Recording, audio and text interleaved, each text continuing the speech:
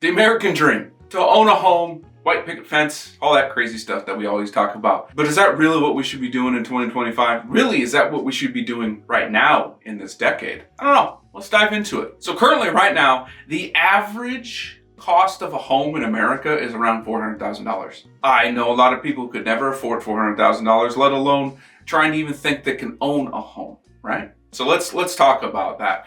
$400,000, what does that equate to in terms of a home mortgage? Well, the average interest rate right now, as of whatever date this is coming out, in April, is 6.67%. Now that is relatively low for the average in the history.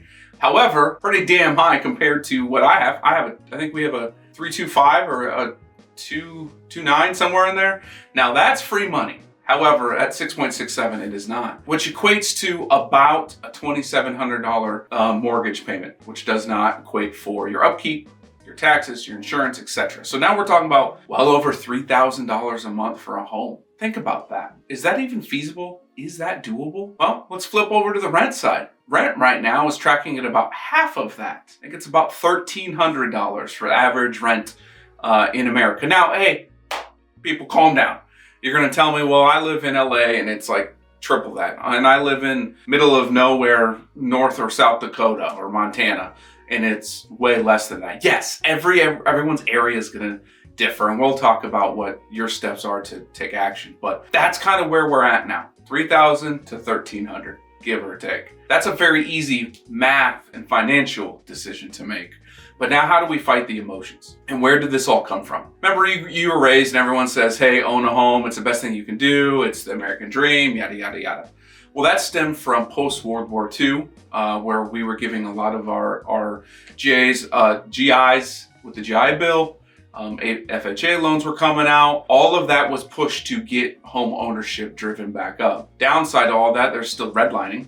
Right? So think about that. There's still the redlining going on. Therefore, really it was pushed for the whites, and everyone else, well, good luck. You're going to rent from slumlords, if you will. And so now we've got this generation thinking, oh, I need to buy a home. It's the best thing ever.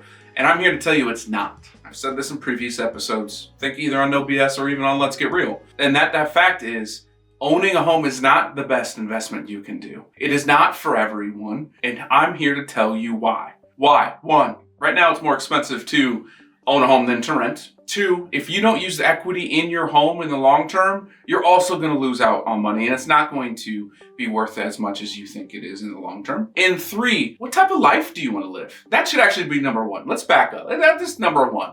Number one, what type of life do you want to live? What brings you joy? What if you're a person that is never going to have children, or loves to travel, or wants to move because of their job every few years? Or hell, is in the military. Can you really reach down and just have roots planted in one home that you're going to be there for more than 7 years? By the way, you got to stay in a home for about more than 7 years for you to get the appreciation and for it to make financial sense. Otherwise, it's essentially a loss lead. So you tell me, are you that person or not? You got to determine that for yourself. And there's a great tool out there. NerdWallet has one. It's a rent versus buy calculator. Pretty awesome, right? You get to type in where you live. You get to type in your information, all of that, and it'll spit out a nice little rent versus buy calculator in your area or the area where you want to live at. So you can use those. The second piece is how do you want to live your life? I know I pounded on that a little earlier, but ultimately you need to understand how you want to live, not what others are telling you, not, what maybe not even be financially the best thing ever.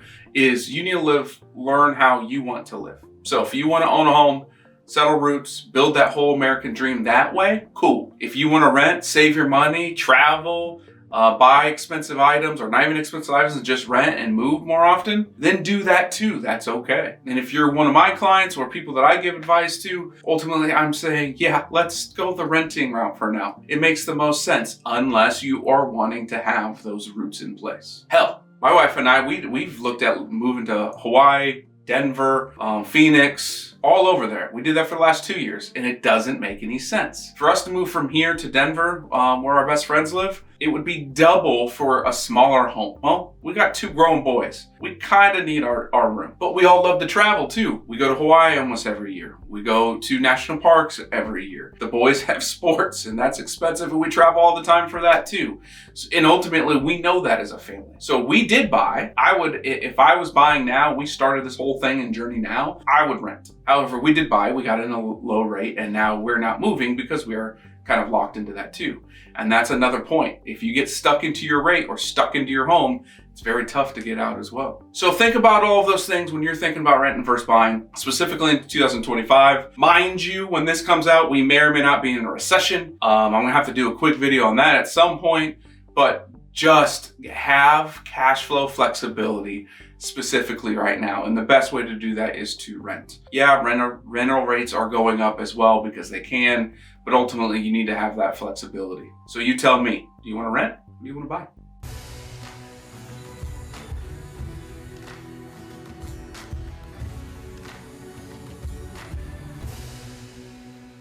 I could not imagine starting over right now. Kids in diapers and trying to figure out where to live again.